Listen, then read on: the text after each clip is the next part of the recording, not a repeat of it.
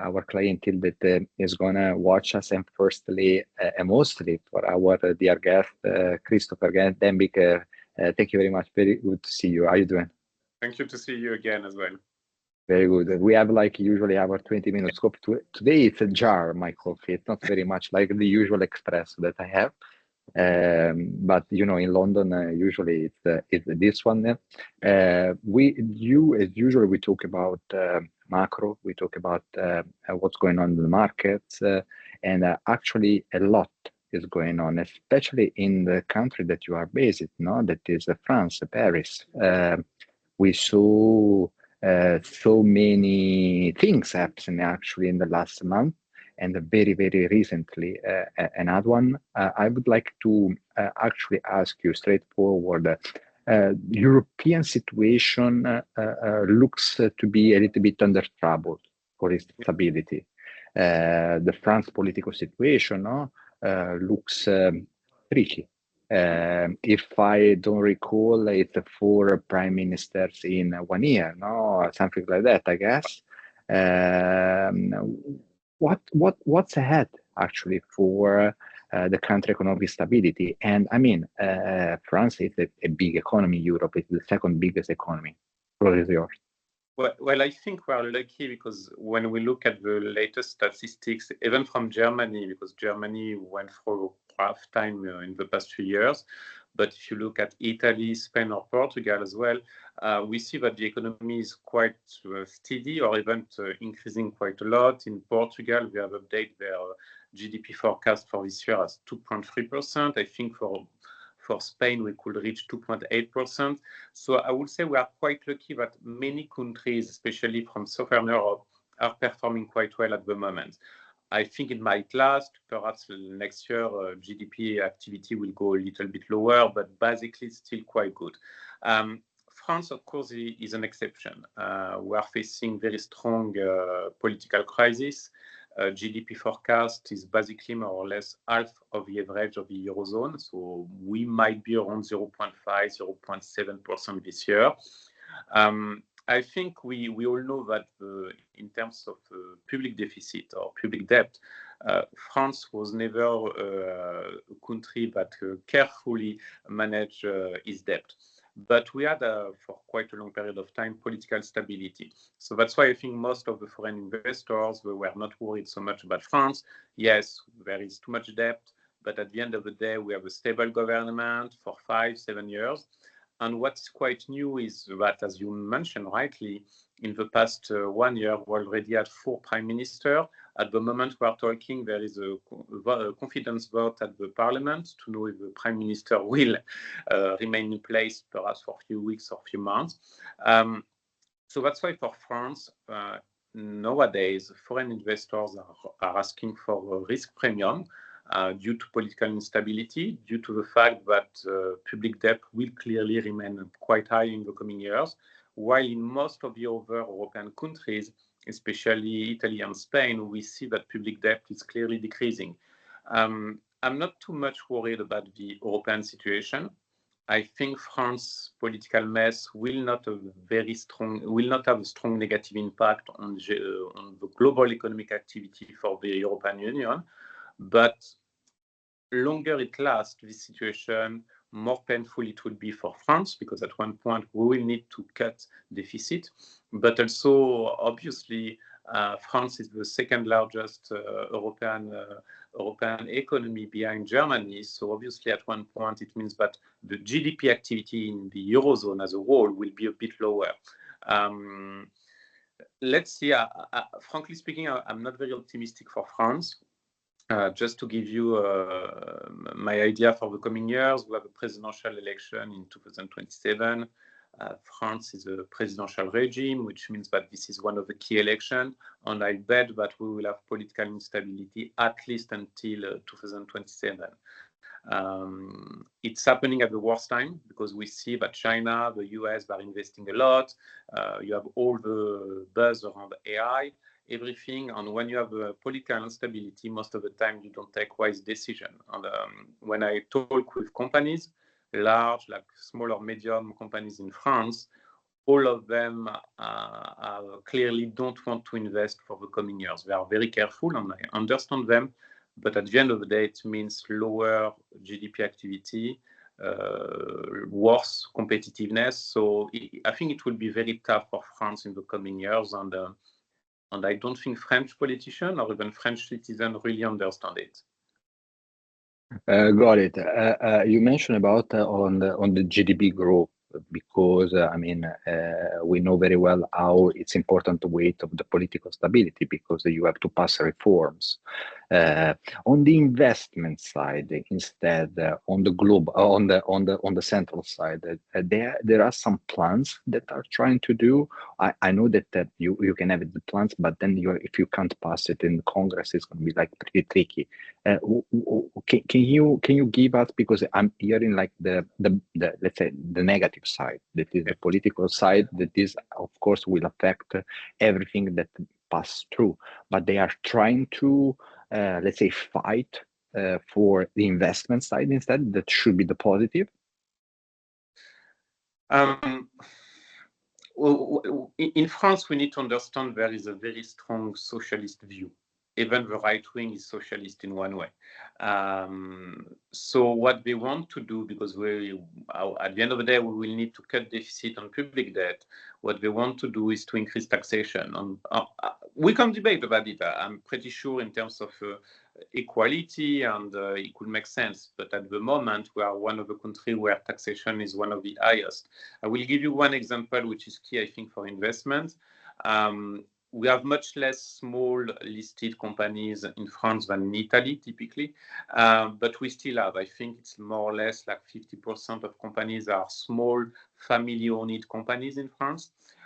And it's very important for those companies in terms of competitiveness, but when they will have a topic of taxation, the taxation will be, I will say, attractive. Currently, taxation for small listed companies is extremely high in France, so it's a very challenging environment. And even in terms of pure investment on financial market, when I meet my clients, I would say even French clients, they don't invest so much in the French stock market, but still they do. Clearly, it's not a good bet. We see that the CAC 40 index, which is the largest index in France, is lagging all the other European index. Even like good sectors, like luxury sectors, are quite challenging now. So I think it might last for quite a long period of time. I think you have so many other opportunities for someone that has money to invest in Spain, in Italy, even in the German stock market nowadays, much more than in the French stock market. The problem of France is that politics plays such a big role that even for large listed companies that don't make so much business in France but are listed in Paris, at the end of the day, we see that the stock market performance is quite poor, at least compared with German, Italian, or Spanish counterparts. So, and I bet many investors see it. And personally, as a French, I have a lot of investment on the French stock market. I can clearly tell you they are performing quite poorly when I see in the US stock market what I own, or even in the German stock market. So it will really be challenging, and I expect in the coming years, France won't be one of the most important economy in the Eurozone. I see actually we have a reverse situation where Italy is much more attractive, even Spain nowadays, much more opportunities, and foreign investors see it as countries to invest, not like France. Got it. Let's move now to talk. You mentioned about quite a few times about the Germany market. And actually, I would like to focus right now on this specific topic because Germany, we saw this huge fiscal spending recently as a sort of consequence of the new coalition at government, right? That looks like had been very well received, globally talking.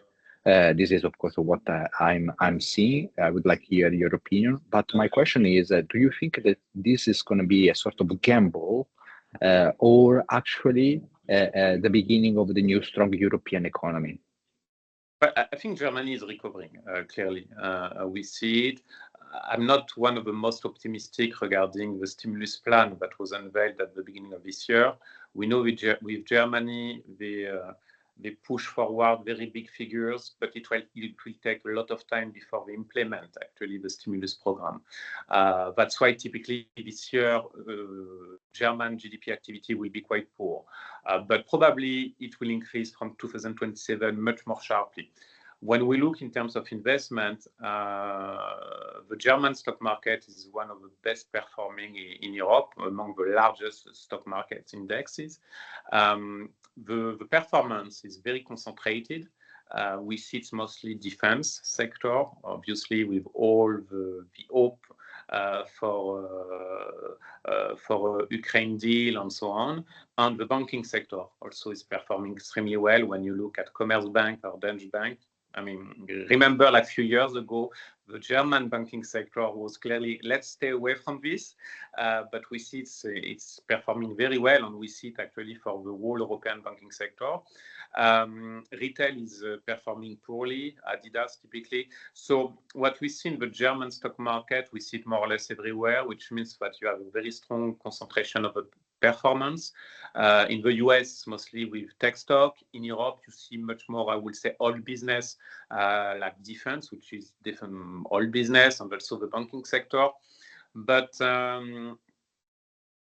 after so many years where the European stock market was performing not so well, I think there is a new step nowadays where investors, they still own a lot of US stocks because you need to play if you want to be invested in AI, but also we see other opportunities in Europe. And I think rightly we see opportunities in the banking sector. If I can go a little bit into that topic, I'm much more optimistic for the Italian and Spanish banking sector, because when you look at the financial ratio, they are much more better than French or German ones. But still, I mean, I still see a lot of value to be invested in the European banking sector. And clearly, this is not one of the sectors that usually I push forward, but I see a new momentum, and this momentum is quite good. And I would say what is also optimistic to try to bring positive things is broadly the European stock market is facing a new positive momentum. Does not matter actually what economic activity will be in the coming years. So this is something that we were not used to see. Basically, to have strong performance of European stocks, you needed to be back to before 2010. Because from 2010 to recently, the European stock market was clearly lagging behind the American one. So I think it's a good new momentum. And we see it in asset allocation. We see much more investors are also looking for European opportunities. I don't think it will be short-lived, but you need to be a bit picky on which sectors. I will not bet on retail, but I bet on banking sector typically. That's a very good point. You are very positive on the European side, so that's strong, because on the other side, I mean, there is not very much, I guess, consensus on that yet, because if you see a little bit like the fundamentals on the macro side, and you still compare US with the European side, US it's still considering what's going on globally is still stronger, but it looks like the European, from what you told me now, you are saying to me now, it's a resilient, let's say. You touched a lot on the liquid side, on the stock market side, but on the German aspect, the fiscal aspect, it was huge also on the private side, the infrastructure side, right? Do you think also that this will give a boost in terms of not only the German side for infrastructure, but also for the Europeans? And it means like, growth in terms of GDP for overall Europe. Because of this one. And I see a lot of opportunities, very specific, but a lot of opportunities on private assets. Clearly in infrastructure, we see it, and it will be pushed forward by the investment from Germany. Germany is expecting in the coming years to invest about 500 billion euro only in infrastructure, and they clearly need it, so it's a positive factor. And I also see another field in private assets is logistics. It has been performing quite well in the past few years. There are very strong projects in Ireland, also in Spain, and we see that it's still coming up quite nicely. So I know there is a big boom in terms of attention regarding private assets, and everyone is moving towards this. It's smart, I think, but you need to be careful where you will invest. And I remain quite conservative, I would say. For me, I prefer mostly infrastructures and logistics. I won't go into other path right now because I don't think it will be so profitable, and I think it will be too risky. But clearly, I think we see in asset allocation as well that investors, professional investors, but also even retail in wealth management, we see that private assets are starting to take a bigger role in asset allocation. This is quite new, I think, for European investors, but this is positive. Again, my bet is mostly infrastructure. I think this makes sense. And also clearly logistics, because it has been very profitable recently. Got it. Christopher, we have a couple of minutes left, and these 20 minutes are usually when it's like this. No, it's a lot of very good insights, and the time fly. But this is what we like. Actually, in the couple of minutes, what's actually in European considering? You gave some insights already. You gave some input of actually the answer to my question, but I would like that you give more colors of that. So, what are actually the winners in terms of industries and asset classes in Europe going forward? Well, I think I will clearly invest. I will have a share of European equities, mostly with exposure in Germany, Italy, and Spain. I would prefer Spanish and Italian banks, clearly. I think luxury stocks in France, which has been lagging quite a lot previously, could be a good surprise. So I would bet on this. I know it's not very trendy nowadays, and everyone is talking about green transition, but I still see a lot of value in fossil energy. If you look at a company like the Spanish Repsol, very strong performance in equity, strong dividend as well. So I see it as very positive. And this is, I would say, for the stock market. On the other side, I would invest in private assets, so mostly logistics and infrastructure. I have only a question mark regarding defense. My only issue with defense nowadays is that it has increased like a huge amount already. Like the largest German defense company, I think the stock has increased almost 250% since the beginning of the year. So I don't think it's a good entry point. So I would stay away from the defense team and the thematics and the industry. Perhaps it will come up. I'm not very convinced, so I will wait. I will wait next year, I think. I know a lot of asset managers are betting on defense. I think it's perhaps a bit too late now. Got it. I took a lot of notes on that. We're going to see what's going to happen. I really appreciate taking the time of our busy agenda, your busy agenda, to talk with me, to cut this slot every quarter. This is very relevant, very important for all of us. I'm already looking forward for the next one. That will be actually the end of the year. We are already at the end of the year for the outlook side. Once again, thank you very much for your time, and talk to you soon. Thank you. Bye-bye. Thank you. Bye.